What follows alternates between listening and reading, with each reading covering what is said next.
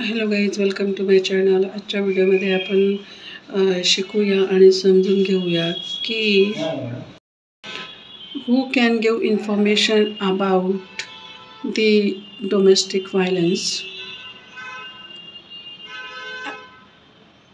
Who can give information about the act of domestic violence to the protection officer.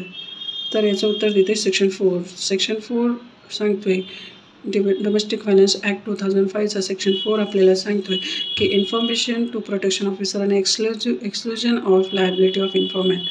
तर section 4चा clause 1 सांगतोय की any person means any person, म्हणजे तो relatives पण असू शकतो किंवा रिलेटिव्स नसू पण शकतो, नोन पण असू शकतो, अननोन पण असू शकतो.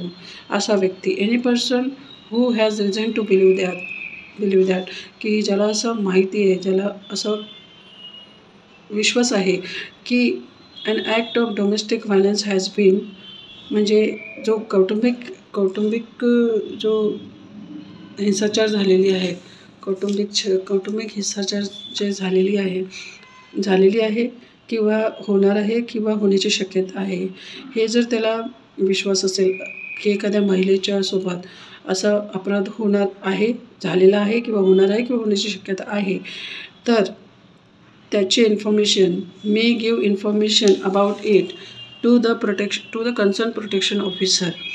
तर असा व्यक्ती एनी पर्सन अशा घडलेल्या व्हायलन्सची इन्फॉर्मेशन प्रोटेक्शन ऑफिसरला देऊ शकतो. तर एनी पर्सनला ऑथॉरिटी प्रोव्हाइड करते section 4 of domestic violence act 2005. तर सेक्शन 4चा subclause 2 says that no liability civil or criminal shall be incurred by any person for giving in good faith of information for the purpose of subsection 1.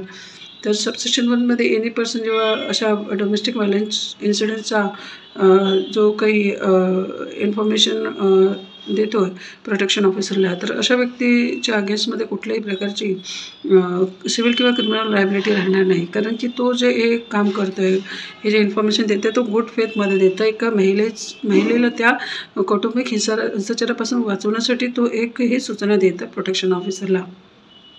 तर this clause seeks to provide that any person who has reason to believe that an act of domestic violence has been or is being committed, such person may inform the protection officer. It also lays down that the person who is providing the information in good faith shall be exempt from any civil or criminal liability for giving such information.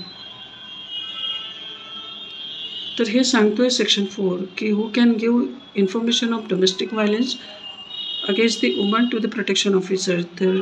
If you like my video, kindly subscribe my channel and keep watching my videos. Thank you.